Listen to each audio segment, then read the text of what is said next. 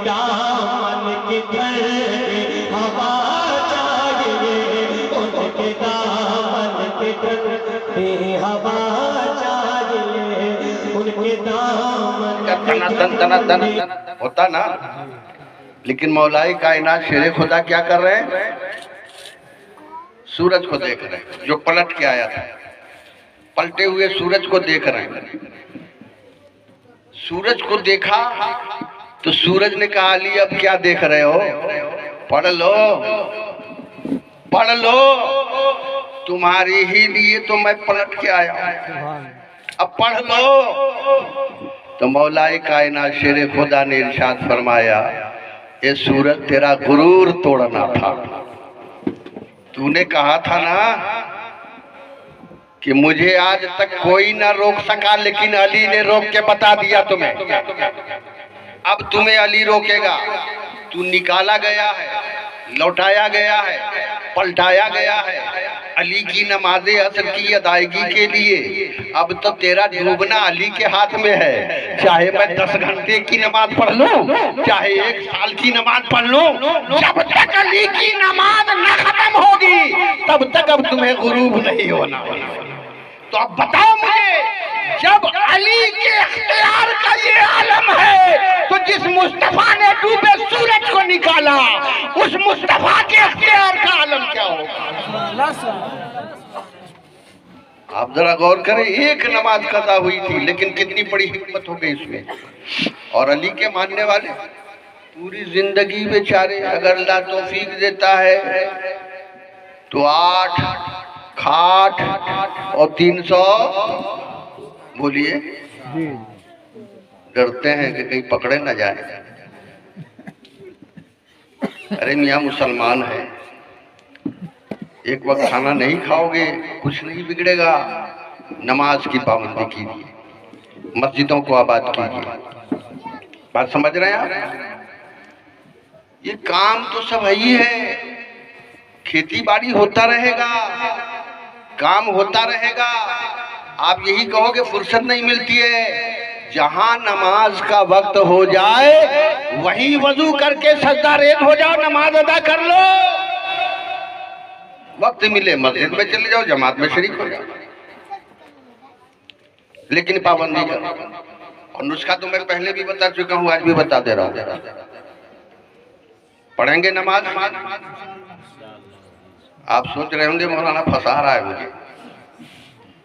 नमाज पढ़ेंगे, हाथ उठा के बताइए। ये अल्लाह उठाए रखिए हाथ, मकबूलियत का वक्त है। मौला ये तेरे नाम पे हाथ उठे हैं, ये सबको नमाज की तौफीक अता फरमा। मौला सबको नमाजी बना दे।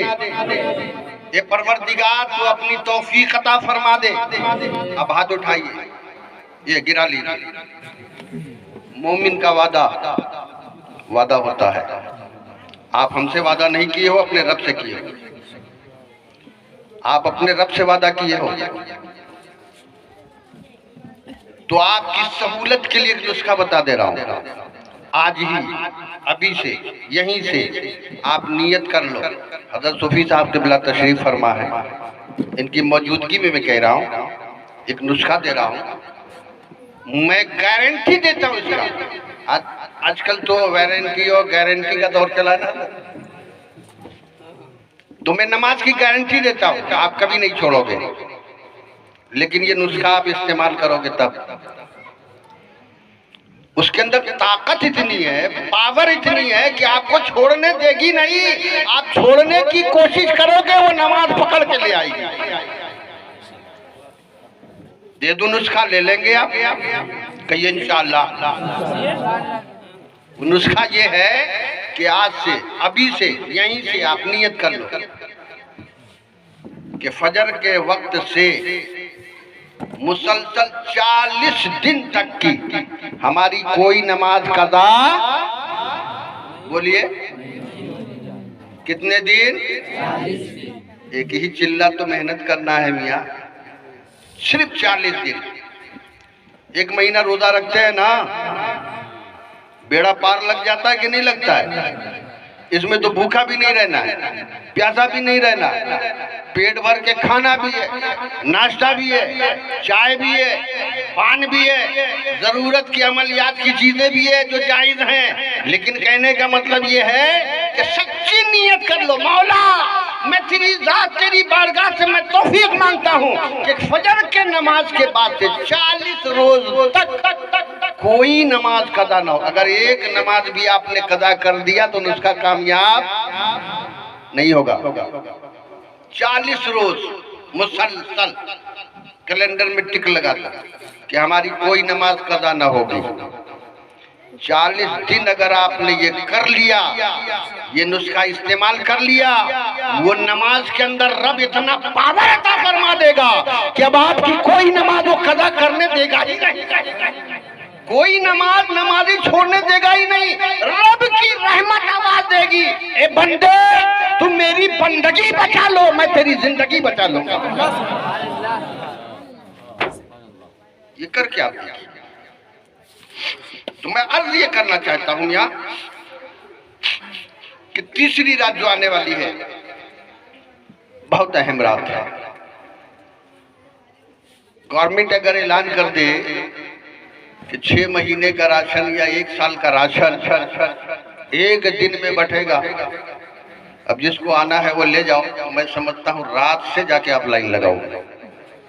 लगाएंगे कि नहीं लगाएंगे? साल भर का राशन मिलेगा, लगाएंगे ना? क्यों लगाएंगे भाई, साल भर का माल आ रहा है ना। लेकिन ये तीसरी रात जो आने वाली है, साल भर जो पीछे गुजरा, मेरे रब की रहमत का दरवाजा खोल दिया जाएगा और अल्लाह की रहमत आवाज देगी। है कोई मगफिरत तलब करने वाला जिसे मैं माफ कर दूं? है कोई माफी मांगने वाला जिसे माफ कर दूं? है कोई औलाद लेने वाला जिसे मैं औलाद दे दूं? है कोई दौलत का लेने वाला ख्वाहिशमंद उसे मैं दौलत दे दूं? ये तीसरी रात जो आने वाली है, बंदा जो मांगेगा मेरा रब उस रात में अता फरमा देता है। साल भर पिछला गुनाह माफ कर देता है और साल भर आने वाले का जो 1 साल गुजरेगा, यानी आने वाला शबे बारात तक का रिस्क तकसीम होगा, उम्र तकसीम होगा, मौत तकसीम होगी, अच्छाई तकसीम होगी, बुराई तकसीम होगी। है कोई लेने वाला अपने रब से? लेंगे? अरे जोर से बोलिए ना। और ये मैं नहीं कह रहा हूं, ये उस नबी का कौल है जो दिन को कहे शब तो रात होके रही, और तेरी ज़बान से जो निकली वो बात मेरे नबी का फरमान कि ये जो रात आ रही है, जुमा का दिन गुजर के 15वीं शब, वो रात पिछले 1 साल के गुनाह माफ होंगे, पिछले गुनाह माफ होंगे और 1 साल के रिस्क तकसीम होंगे, सेहत तकसीम होगी, नेमत तकसीम होगी, अच्छाई तकसीम होगी, बुराई तकसीम होगी, मौत तकसीम होगी, जिंदगी तकसीम होगी। तो उस रात आप क्या मांगोगे? जिस रात में रब की रहमत आवाज देगी आसमान दुनिया से, मांगने वालों मांगो।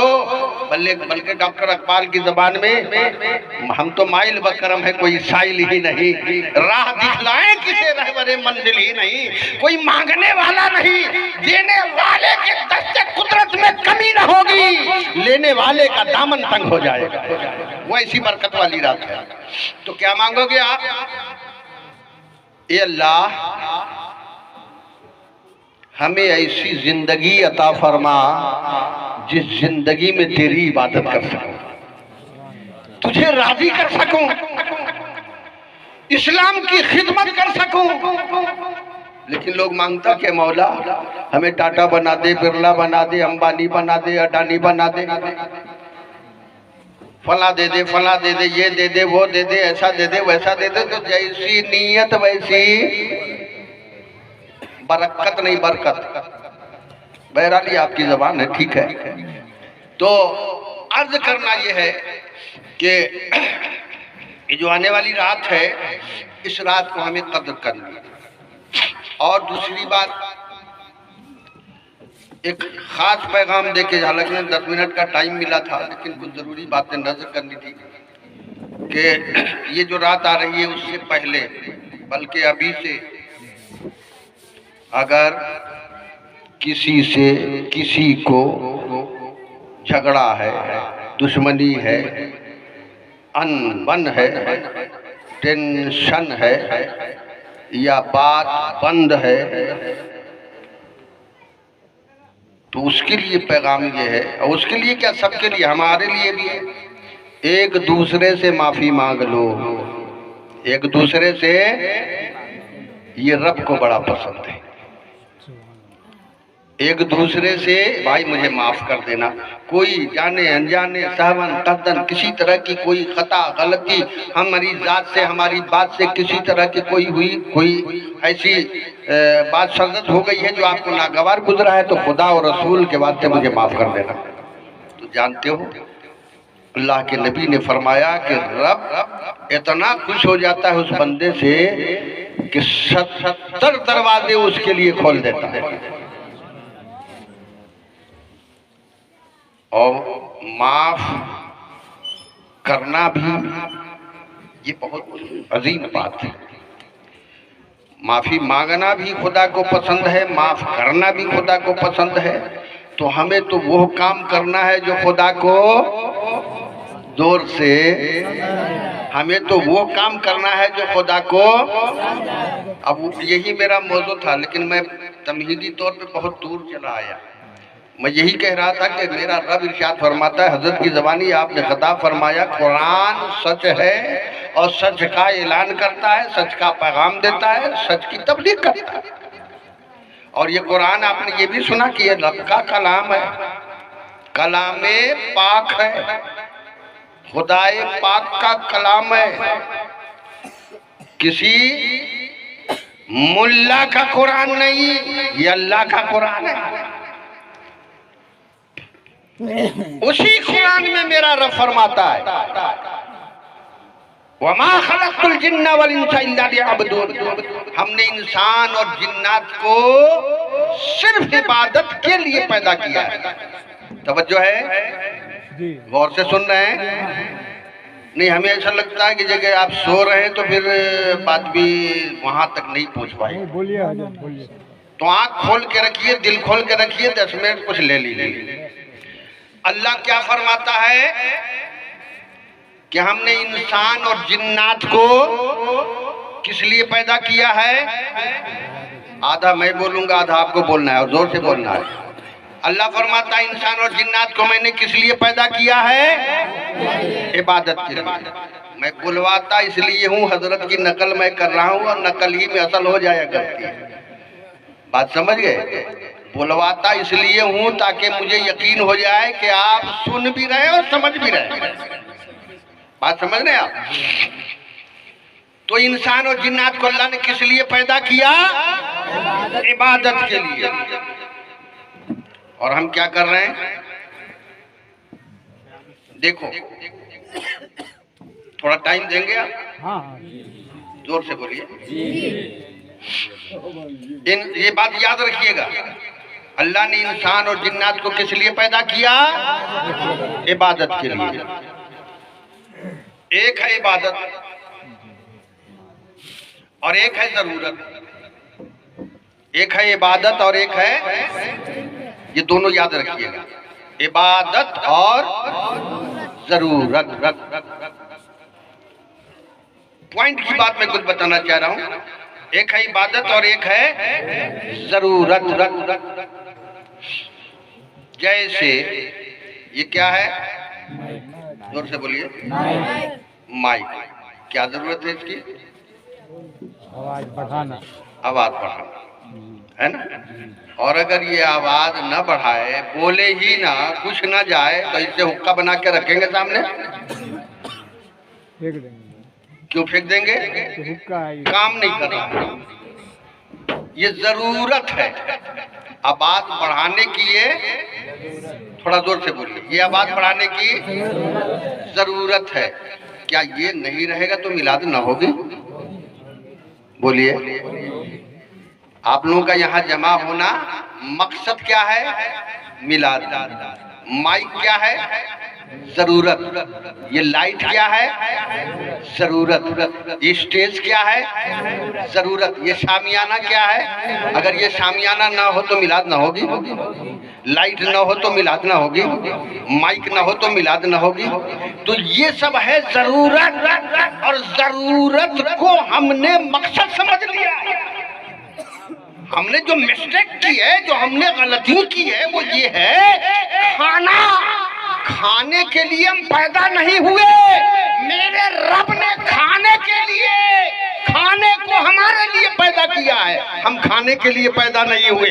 मेरे रब ने जमीन को मेरे लिए पैदा किया है, आसमान को मेरे लिए पैदा किया है, चांद को मेरे लिए पैदा किया है, सूरज को मेरे लिए पैदा किया है, सितारों को मेरे लिए पैदा किया है, पहाड़ों को मेरे लिए पैदा किया है, झाड़ों को मेरे लिए पैदा किया है, ये फल फ्रूट को मेरे लिए पैदा किया है। ये सब चीजें, ये सारी नेमतें रब ने इंसानों के लिए पैदा किया है।